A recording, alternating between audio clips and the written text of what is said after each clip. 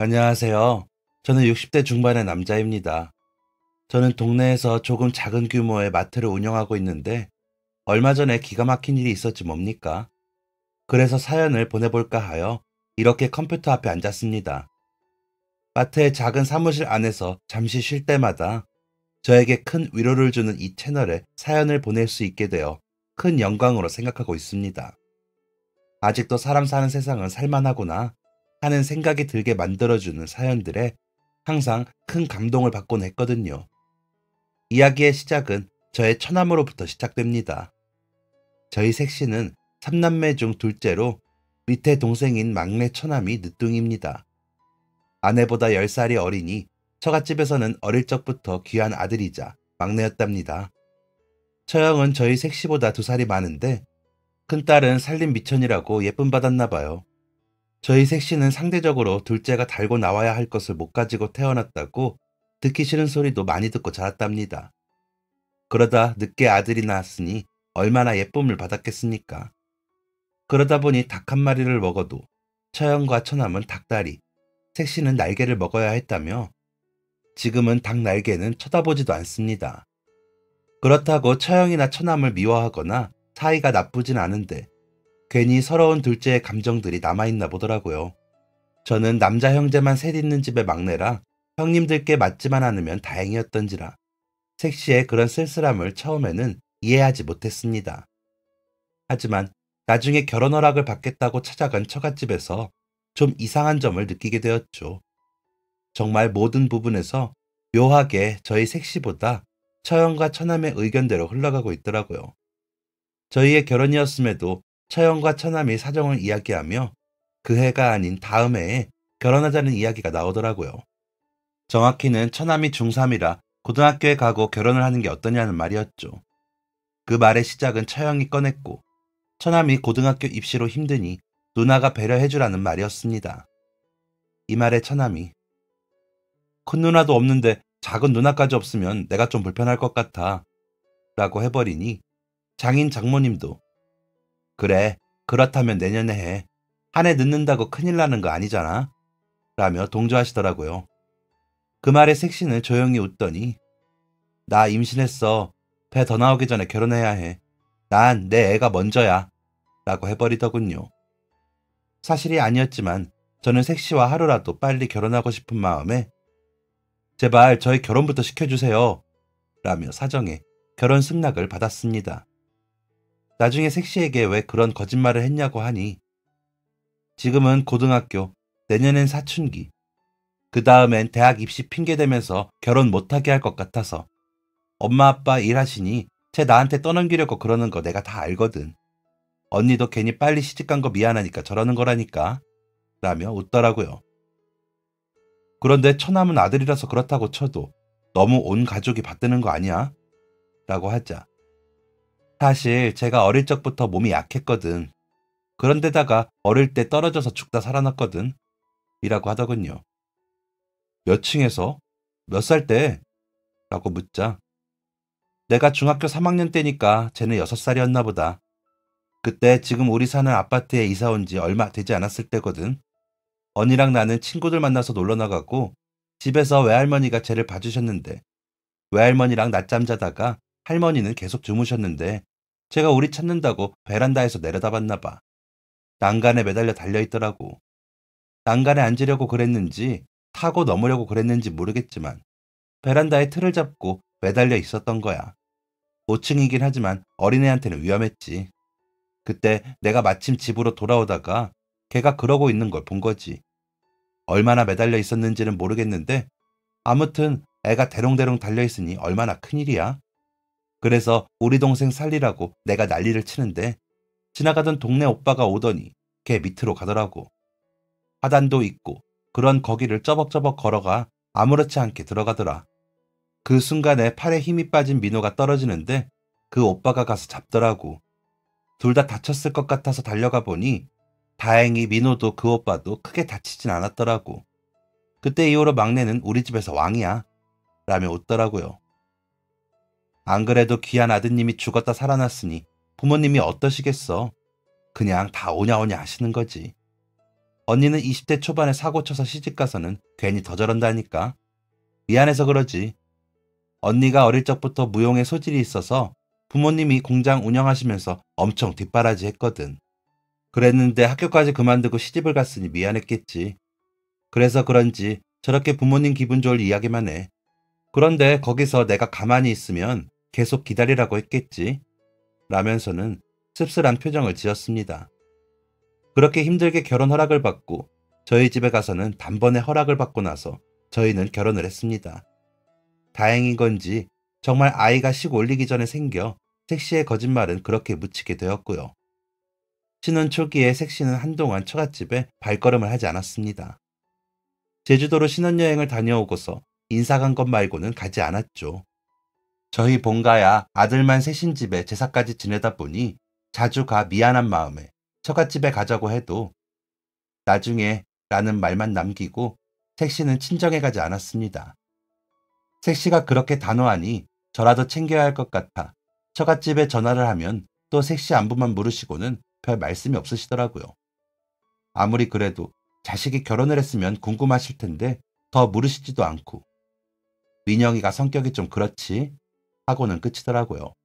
그러다 입덧이 먹덧으로 온 색시가 장모님 음식이 먹고 싶은지 전화를 하더니 엄마, 나 김치 묵은 거랑 오징어채 무침 좀 해서 싸놔줘. 내가 내일 아침에 가지러 갈게. 라고 하더라고요. 갑자기 자려다 생뚱맞게 전화를 하기에 놀라서 보니 엄마가 한 묵은지랑 오징어채 무침이 먹고 싶어서 라고는 쓱 이불 속으로 들어가 자더라고요. 그러더니 정말 다음날 아침에 김치와 오징어채 무침을 가지고 왔더군요. 오랜만에 집에 가서 좋았겠네? 라고 물으니 문 앞에서 이것만 가져왔는데? 라더니 김치를 썰고 오징어채 무침을 그릇에 옮기더라고요. 그 모습이 이상하게 느껴졌습니다. 색시에게 친정이 싫어? 라고 물어볼 정도였으니까요. 그러자 색시는 웃으면서 싫기는 왜 싫어? 오히려 너무 좋아서 그래. 배신감이 뭔지. 막내 태어나기 전에 우리 엄마 아빠 나 엄청 챙겼어. 할머니는 싫은 소리 하셨지만 그래서 그런가 막내 태어나고 내가 뒤로 밀리니까 은근 화가 나더라. 그래서 입 닫고 꽁해서 지냈는데 그게 습관이 됐나 봐. 그래도 당신이 챙겨주니까 고맙지. 라고 하더라고요. 그래서 그 후로는 처갓집 일은 그냥 제가 챙기고 찾아뵙자고 먼저 하고 그랬습니다. 처음엔 무신경해 보였던 일들이 알고 보니 색시의 눈치를 본 것도 꽤 되더라고요. 장인어른이랑 낚시 가서 들은 얘기인데 색시가 처남일이라면 항상 먼저 챙기고 그랬대요. 어릴 때부터 유난히 처남일이라면 쌍심지를 켜고 챙겼는데 20살이 넘어서면서부터 급격하게 줄었답니다. 그래도 처남일이라면 꼭 색시 뜻대로 하는 바람에 제가 처음 인사 갔을 때도 그런 분위기가 연출되었던 것이고요. 색시가 임신을 했다는 말을 한 것도 다 안 믿으셨답니다. 그냥 하는 소리려니 하셨다고요. 색시 뜻이 그러려니 그냥 받아들이셨다고 하더라고요. 동생을 많이 아꼈나 봐요. 라고 장인어른께 여쭈어보니 아마 그 사건 때문일 거야. 민호가 한번 떨어져서 큰일 날 뻔했다는 얘기 들었지? 그때 이후로 심해졌어. 애가 매달린 거 봤으니 얼마나 놀랐겠어. 그래서 그랬는지 아무튼 그랬어. 우리도 놀랐지. 그래서 엄청 싸우고 지고 키웠어. 그런데 막내가 좀 크고 대들기 시작하니까 전처럼 안 그러더라고. 막내는 좀 컸다고 말 안 듣는데 그래도 제 누나 말은 듣는 척이라도 하지. 그러면서도 어리광도 부리고. 그래서 일부러 집에 안 오는 걸 거야. 제 자식이 더 귀한가 보지. 라고 하시더라고요. 그제야 그렇구나 했습니다. 그러고는 저도 더 색시에게 처갓집 가자 하지 않고 제가 자고 싶을 때 가서 뵙고 오고 했습니다. 처남은 처음엔 저를 보지도 않고 아는 체도 하지 않더니 점점 마음을 열고 매영 농구할 줄 알아요? 라던가 매영 나 햄버거 먹고 싶은데 같이 갈래요? 하면서 다가오더라고요. 조카 같기도 하고 살갑게 대해주는 것도 귀엽고 해서 그럴 때마다 다 받아주었더니 점점 가까워졌습니다. 그런 제게 고마웠는지 색시가 먼저 술상을 보고 같이 한잔 하자고 하더라고요.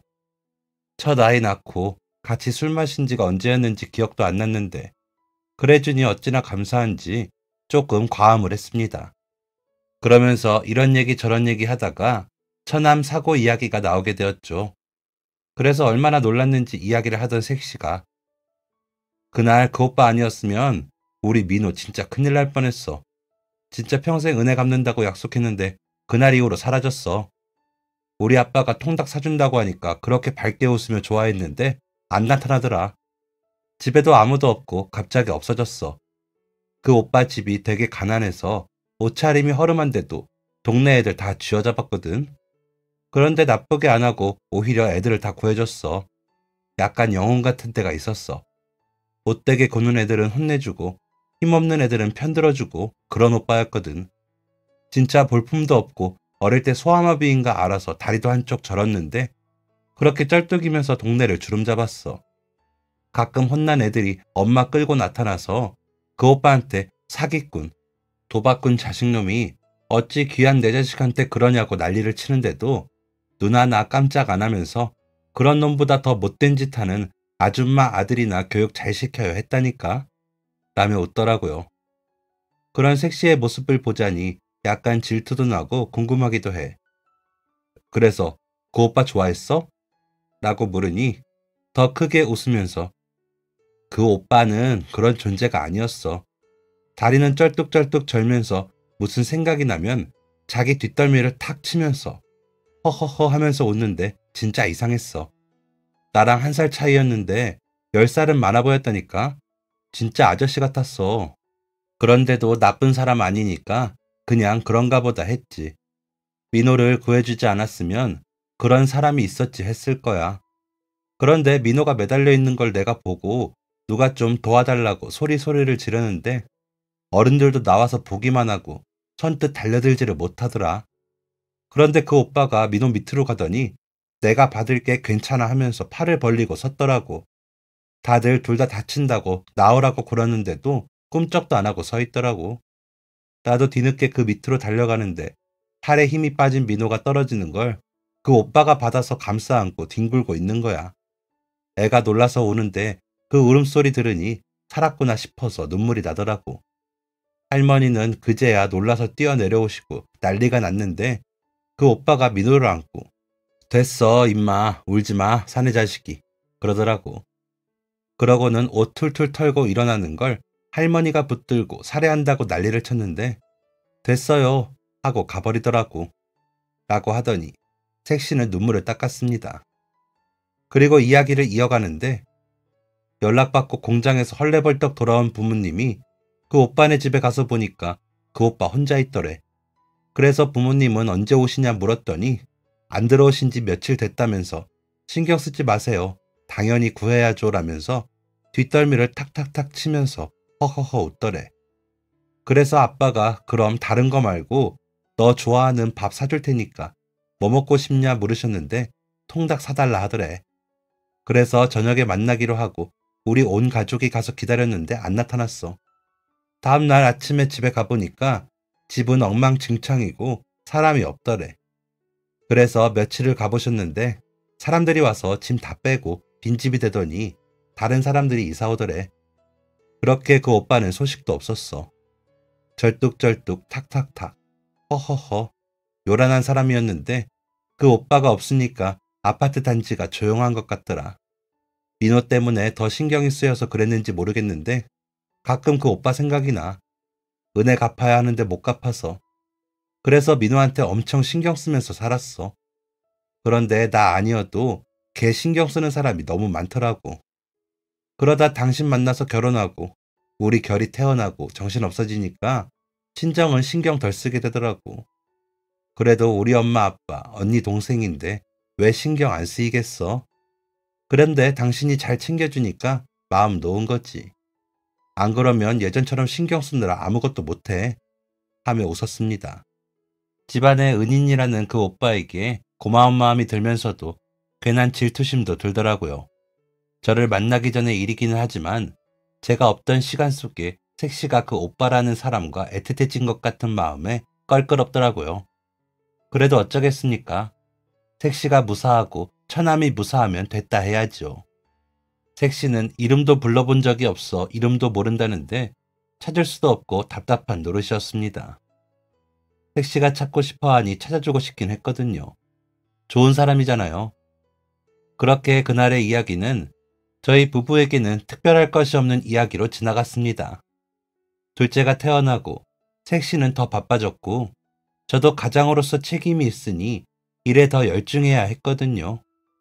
가끔 술 한잔 할 때는 각자 과거의 이야기보다 우리가 함께하는 이야기, 아이들 크는 이야기 하느라 다른 이야기를 할 겨를이 없기도 했고요. 그렇게 10년, 20년, 30년도 더 훨씬 지나고 저희는 어느새 중년이 되었고 아이들은 대학생이 되고 고등학생이 되었습니다.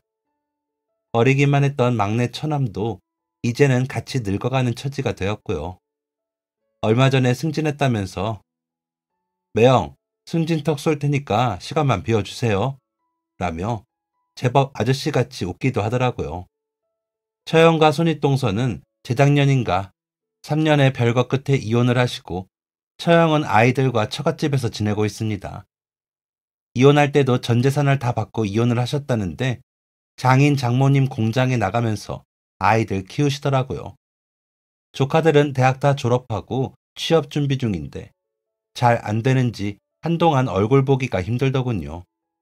그렇게 딱히 모나지도 않고 딱히 크게 잘 되지도 않고 그렇게 저렇게 살고 있는 중이었습니다. 저는 결혼 후 회사를 그만두고 시작한 슈퍼마켓이 제법 규모를 키우게 되어 동네의 작은 마트로 키워나가며 사느라 정신이 없었죠. 대기업 브랜드 마트들이 우후죽순 생겨나는 요즘에 제가 이렇게 버티며 유지하고 규모를 키우며 장사를 할 수 있었던 것에는 우리 색시의 공이 컸습니다. 아이들 학원비 줄여보겠다고 직접 다 가르치면서 아침, 점심, 저녁 삼시세끼 다 싸서 배달해주고 마트 청소도 도맡아 할 정도로 열심히 해줬거든요. 저는 직원들하고 하면 된다고 하지 말라고 했지만 색시는 그게 다 돈이야. 인건비는 돈 아니야? 그럴 바에는 있는 사람들이나 더 챙겨줄 생각하고 최대한 아껴. 라며 고생을 해주었습니다. 항상 웃으며 다 잘 된다며 말해주는 색시 덕분에 힘들 때도 기 안 죽고 더 열심히 일할 수 있었고요. 정말 어쩌다 색시 같은 사람과 결혼할 수 있었는지 감개무량할 따름이죠. 당차게 빛나던 그 눈빛은 그대로인데 나이만 든 요즘 여전히 아름다운 색시가 더 행복할 수 있다면 저는 뭐든 할 수 있을 것 같습니다. 저희 어머님이 아들 셋을 낳았는데 그중 막내가 제일 천치다 라고 하실 정도로 색시 말만 듣는데 그것만으로는 부족하다는 생각이 들어 뭘 더 해줄까 하고 있었습니다. 그러던 찰나에 마트 직원이 더 필요해졌습니다. 그래서 공고를 내고 면접을 보고 있었죠. 정직원을 뽑기에는 좀 부담스러운 사정이라 오후에만 와서 일을 하고 갈 사람을 찾는 중이었죠. 그러다 보니 월급이 그리 많지 않아 지원자가 없더라고요. 일손은 부족한데 사람은 없지. 저까지 매달려 일을 하느라 사무실 업무가 마비되고 난리도 아니었습니다. 오전에 색시까지 나와서 일을 하는데도 해결이 안 나더라고요. 오후에는 집에 일 때문에 들어가야 하니 저녁 도시락 가져다 줄 때 빼고는 못 나왔고요. 안 그래도 고생 그만 시키고 싶다는 마음을 먹고 있는데 더 힘들게 하자니 마음이 참 안 좋았습니다. 색시는 밤마다 피곤한지 눕자마자 잠이 들었고 저도 역시나 너무 지친 상태였습니다. 그렇다고 오시는 손님들을 마다할 수도 없는 노릇이니 정말 팔짝 뛰겠더라고요. 도저히 안 되겠다 싶어 그냥 정직원으로 뽑자 싶던 찰나에 전화벨이 울렸습니다. 저기 채용 공고 보고 연락드렸는데요. 면접 볼 수 있을까요? 라는 목소리가 어찌나 반가운지 네, 그럼요. 아직 충원되지 않았습니다. 라고 얼른 대답하고는 그날 오후 늦게 면접을 보기로 했습니다.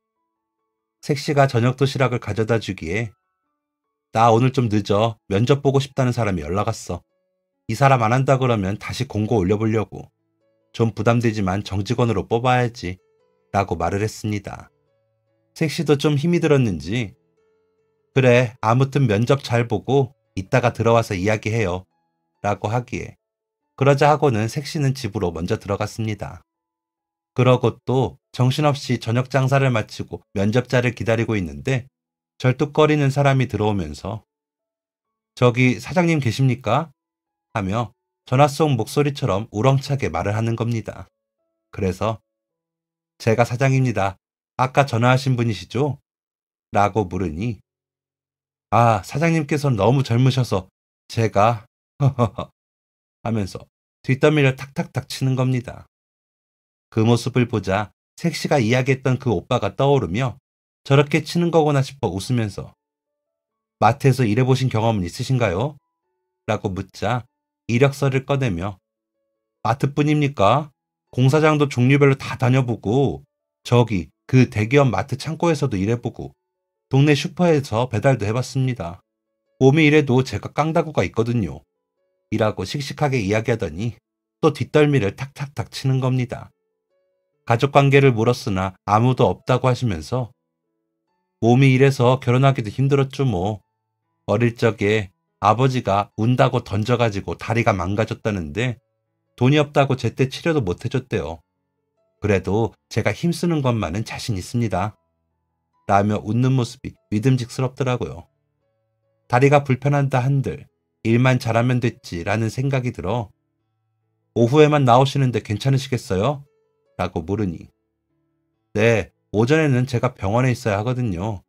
라고 대답하시더라고요. 무슨 병원이요? 어디 아프세요?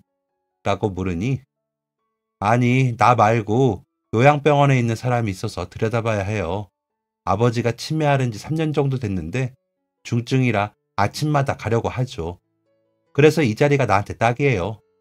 웬만하면 저 채용하세요. 후회 안 할 겁니다. 하더니 뒷덜미를 다시 탁탁탁 치는데 그제야 눈이 번쩍 하더라고요. 그래서 혹시 어릴 적에 안산 안 사셨어요? 라고 여쭤보니 아, 안산 제가 꽤 오래 살았죠. 초등학교 때부터 고등학교 때까지 살았을 겁니다. 그 동네 떠나고 학교 근처에도 못 가보고 일만 했어요. 그래도 아직까지 이러고 삽니다. 라며 다시 허허허 웃으며 뒷덜미를 탁탁탁 쳤습니다. 그래서 혹시나 싶어 혹시 안산 사실 때 어린아이 생명 안 구하셨어요? 한 6살 된 남자아이였는데 라고 물으니 사람이 살면서 사람도 도와주고 그러며 살죠. 그렇다고 목숨까지 구할 정도는 아니고요. 라면서 웃으시더라고요. 그래서 아닌가 싶어 뒷머리를 긁었더니 사장님도 잘 생각해 보세요. 목숨을 몇 개나 구했는지. 지금은 내 목숨 좀 살려주십시오. 진짜 열심히 하겠습니다.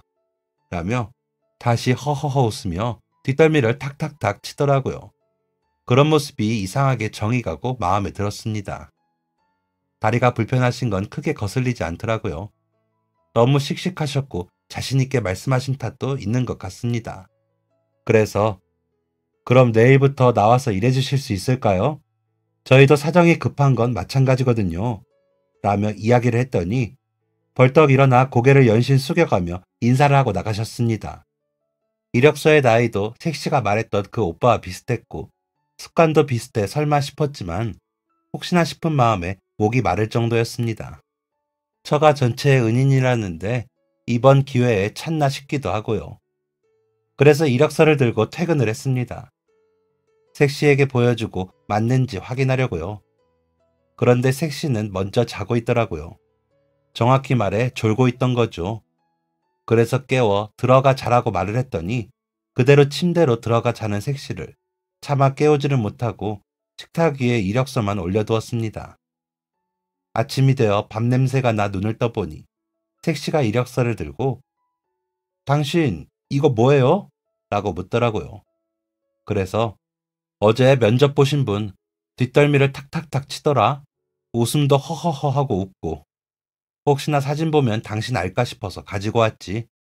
라고 말을 하는데 색시의 눈이 촉촉해지는 게 보였습니다. 그러더니 맞아. 그 오빠 맞는 것 같아. 어머, 어쩜 이렇게 만나지냐? 여보, 이 사람 언제 출근해? 라고 묻더라고요. 그래서 오후 2시부터 출근이지. 매일 3시에서 9시까지 근무야. 그래서 월급이 적은데도 하겠다 하시더라고. 요양병원에 아버지가 계시는데 오전에 병원에 계시다가 출근하시나 봐. 라고 답을 했습니다. 그러자 색시는 혹시 이따가 나도 같이 보면 안 돼? 혹시 아닐까 싶어서 먼저 확인하고 부모님한테 말씀드리게 라고 하기에 그럼 우리 사모님도 인사하고 지내야지. 혹시나 아니더라도 실망하지 말고 이렇게 찾는데 만나지겠지 라고 했습니다. 제가 출근을 하고 점심을 가지고 출근한 색씨는 조금 긴장한 것 같더라고요. 아니면 어쩌나 하는 생각을 하는 것 같았지만 일부러 아는 체를 하지 않았습니다. 점심을 먹으면서도 일부러 그 직원에 대해서는 말하지 않고 다른 이야기들만 늘어놓았죠. 점점 약속된 그 직원의 출근 시간이 다가올수록 저까지 긴장이 되었습니다. 색시의 마음이 느껴지다 못해 옮겨진 것 같더라니까요. 그래서 차라리 이럴 바엔 얼른 나타났으면 좋겠다 생각을 했는데 그 직원이 문을 열고 들어오는 게 보였습니다. 약속 시간보다 1시간이나 일찍 출근을 하고 있더라고요. 그래서 자연스럽게 아이고, 왜 이렇게 일찍 나오셨어요? 라고 물으니 저 같은 놈 일하라고 뽑아주셨는데 첫날 빨리 와서 업무 파악하고 어떤 일들을 하나 보려고요. 열심히 한다고 했잖아요. 라며 허허허 웃더니 뒷덜미를 탁탁탁 치시더라고요. 그분의 그 모습을 보던 색시가 다가오며 안녕하세요. 혹시 저 모르시겠어요? 저 손민영이라고 기억 안 나세요? 라고 묻자 그분은 가만히 색시의 얼굴을 살펴보더니 아, 그 누나 하나 있고 어린 동생 있었던 걔 엄청 새침 떨었잖아. 맞네. 이렇게 보니까 그 얼굴이 있어. 라면서 반가워하시더라고요. 그래서 제가 얼른 제 안사람입니다. 어제 주신 이력서 내신 것에서 보고 기가 민가했거든요. 그래서 확인하러 온 거예요. 라고 답을 했습니다. 그러고 있는데 택시는 그분 앞으로 가더니 오빠가 우리 민호 구해줬잖아요. 5층에서 떨어지는 애를 받아서 친누나인 나도 못하는 걸 오빠가 해줬잖아요. 라며 손을 덥석 잡더라고요. 그러자 그분은 야, 그게 뭘 구한 거냐? 그냥 아이가 겁먹었으니까 안심시켜준 거지. 라더니 뒷덜미를 탁탁탁 치면서 허허허 웃더라고요. 택시는 그런 그분에게 그때 우리 아빠가 통닭 사준다고 나오라 그랬는데 왜 안 나오고 사라졌어요? 우리 아빠는 필요하면 오빠 졸업 때까지 학비된다고 막 그랬는데 라고 하자 그렇게까지 할 필요가 있냐? 너 동생이 진짜 귀한 애구나. 너도 아는지 모르겠지만 우리 아버지가 동네에서도 소문난 사기꾼의 도박꾼 아니었냐? 너 동생 그런 일이 있었던 그 저녁에 갑자기 와서는 가야 한다고 짐 싸라더니 그것도 못 기다려줘서 나를 막 차에 실어서 도망을 가더라. 그러더니 한참을 달려서 도착한 시골역에 날 내리더니 지금부터 알아서 먹고 살아라 하더니 50만 원인가 주고는 가버렸어. 그래서 그 길로 아무 집이나 들어가서 일 좀 시켜달라고 해서 지금까지 먹고 산 거야. 다리는 절지, 배움은 짧지. 혼자서 아등바등 살았다. 그때 통닭 먹자는 약속은 기억도 못했다. 라면서 고개를 저으시더군요. 택시는 그런 그분의 손을 잡더니 오빠, 우리 가족이 여태 오빠 못 찾아서 얼마나 걱정했다고요. 오빠한테 우리 막내 목숨 빚진 채로 산다고요. 갑자기 사라지고 오빠는 보이지도 않지. 오빠 살던 집에는 사람들이 이사 들어왔지. 오빠를 찾을 방법이 없더라고요. 오빠는 동네에서 절타기 형으로 불려서 이름도 모르는데 어떻게 찾겠어요?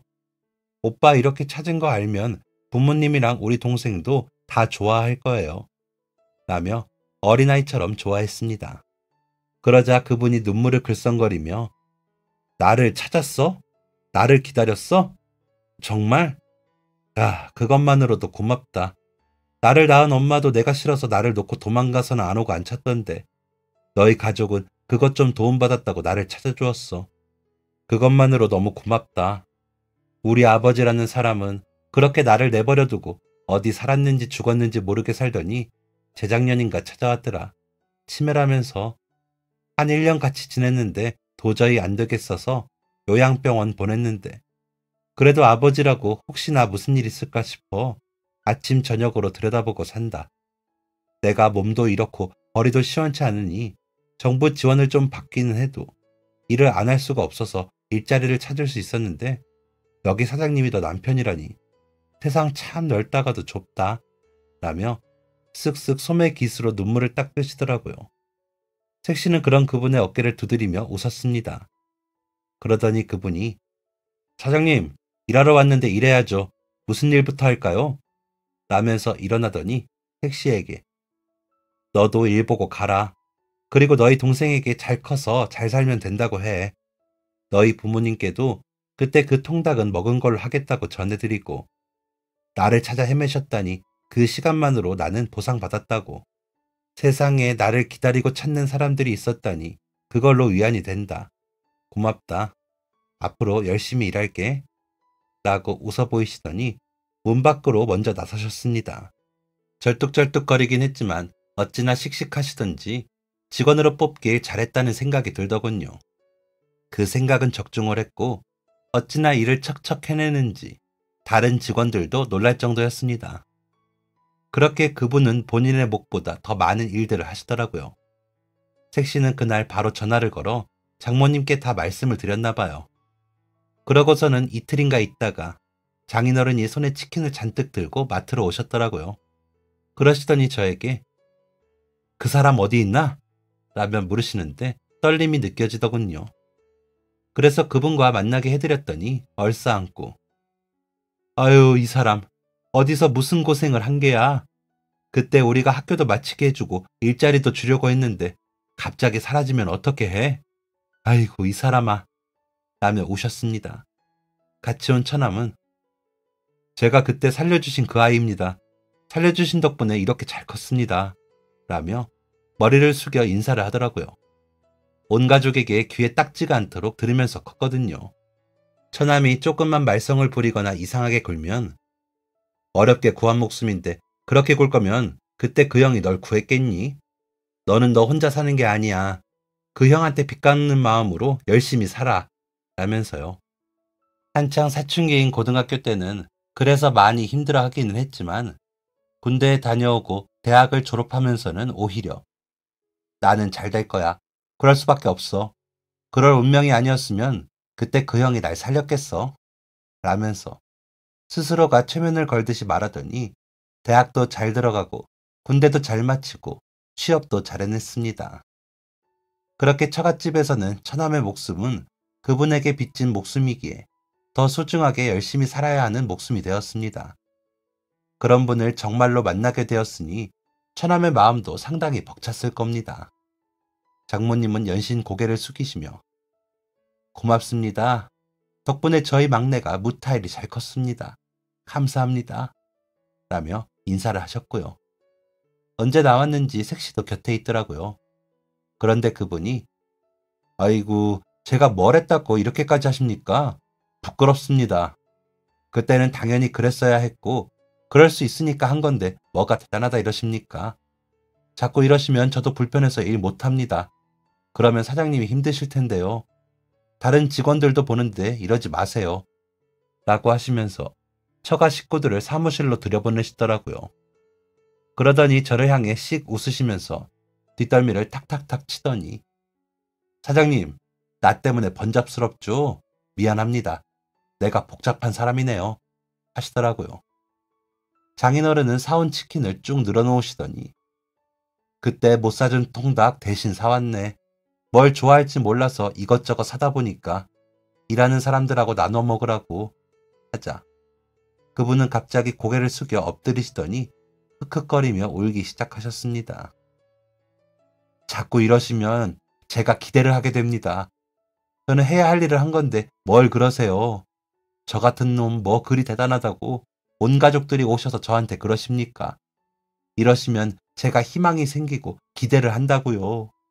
저 같은 놈이 그런 게 생겼다가 나중에 혼자 남으면 더 힘든 법입니다. 제발 이제 다시는 이런 걸로 찾지 마시고 고맙다 하지 마세요. 겨우 찾은 일자리 놓치고 싶지 않습니다. 라면서 우시는데 얼마나 고되고 외로운 삶을 살았는지 느껴지더라고요. 그분이 그렇게 울자 장인어른께서는 같이 안아주시면서 그런 걱정 말게. 내가 아직 공장을 하고 있어. 여기 아니면 거기도 일자리 있어. 자네 일하기 좋은 시간으로 일할 수 있게 할게. 라며 다독여 주시더라고요. 그러자 그분께서는 아닙니다. 제가 스스로 찾은 이 일을 하겠습니다. 제가 도움을 받고 자라질 못해 인사도 어떻게 하는지 모르겠습니다. 라며 눈물을 쓱쓱 닦으며 다시 씩씩하게 웃으시더라고요. 이제 그만하셔도 됩니다. 평생의 은인이라던가 그런 말은 가당치도 않습니다. 그때 제가 다치거나 희생하면서 한 일도 아니고요. 이제와 이야기지만 저는 경찰이나 소방관이 되고 싶었는데 몸이 이렇다 보니 하지도 못하고 동네에서 못되게 구는 놈들이나 혼내주고 그랬습니다. 철이 없던 시기다 보니 제 아버지가 어떤 사람인지도 모르고 그랬습니다. 아버지에게 버림받고 생전 처음 간 이름도 모르는 동네에서 지내다 보니 알겠더라고요. 세상은 저 같은 놈을 원하지 않는다는 걸요. 그래서 저 혼자 건사하며 지냈습니다. 그러다 보니 나이는 먹는데 돈은 모이지 않고 하루하루 먹고 사는 게 제일 귀해지더군요. 그러다 아버지라는 작자는 치매라면서 나타나 결국 본인 이름도 모르는 상태가 되었고요. 하늘에 누군가를 원망 많이 했습니다. 저 같은 놈은 도대체 왜 태어나게 해주었냐고요. 정말 돈을 벌고 싶은데 아무도 일을 안 시켜주고 당장에 쌀도 다 떨어져 가는데 어쩌나 싶었는데 사장님을 만난 겁니다. 너무 감사했는데 이렇게 저와 인연이 있는 분들까지 만나니 좋긴 하지만 이 정도면 됐습니다. 저 같은 놈이 비빌 언덕이 생기면 어디까지 원하게 될지 저도 모릅니다. 그렇게 무너지고 싶지 않습니다. 그냥 지금 하게 된 일 잘하고 살던 대로 살고 싶습니다. 라고 하시더니 고개를 숙이고 인사를 하더니 일하러 나가시더라고요. 장인어른은 그래, 저 사람 말이 하나도 틀린 게 없다. 우리 감정만 앞세워서 저 사람을 곤란하게 하면 안 되지. 오늘은 이 정도 하고 가자. 앞으로 우리가 도울 날이 있겠지. 감사한 마음은 잊지 말고 가자. 하시더니 처남과 장모님을 모시고 가셨습니다. 그리고 사무실로 들어서니 색시가 일하시는 분들 드시라고 접시에 치킨을 골고루 나누어 담고 있었습니다. 곁에가 같이 담고는 나가서 직원들에게 사무실 가셔서 치킨 좀 들어요. 여기는 내가 일단 볼 테니까 급한 건 내가 하고 한가할 때 먹고 나와요. 라고 하자 다들 신나하며 치킨을 먹으러 가더라고요. 그분도 웃으면서 사람들 사이에 섞여 사무실로 향하시고요. 그런 그분을 보는데 어떻게 저렇게 좋은 분이 그렇게 고생을 하셨을까 싶어 저까지 속이 상하더라고요. 색시도 이런저런 생각이 많아 보였습니다. 가끔 생각난다던 은인을 앞에 두고도 무언가 하지 못하니 마음 같지 않은 현실에 고민이 많아 보이더라고요. 하지만 본인이 원하지를 않으시니 뭘 할 수도 없었습니다. 그러다 그때처럼 갑자기 사라지기라도 하시면 정말 큰일이고요. 그런데 오래 지나지 않아 처갓집 식구들은 은혜를 갚을 수 있었습니다. 어느 날 출근을 하지 않는 그분을 기다리고 있는데 그분께서 아버지가 돌아가셔서 출근을 못할 것 같습니다. 오늘 내로 장례 끝내고 내일은 출근할게요. 라고 하시더라고요. 저는 알겠다고 하고 바로 색시에게 전달을 했습니다. 색시는 처갓집에 알렸고 색시를 포함한 처가 식구들이 그분 아버님 장례식장으로 가 함께 장례를 치를 수 있도록 하셨습니다. 저희 장인어른이 공장을 쉬시는 날이 거의 없으신데 그날은 열일 제쳐놓고 가셨더라고요. 처남은 휴가까지 써가며 갔고요. 저는 당연히 3일장을 치르시는 걸로 알고 그에 맞는 준비를 했습니다. 그리고 원하신다면 정직원으로 모셔야겠다는 생각을 했습니다. 그분 덕인 건지 손님이 더 늘어 그만큼은 할 수 있겠더라고요. 아니나 다를까 장인어른께서 여기라도 우리가 맡아서 해줄 수 있게 해주게나. 아무리 원망스러운 부모라도 아버지인데 그렇게 보내드리면 되나? 라고 하시고는 장례를 잘 치러드렸다 하더라고요.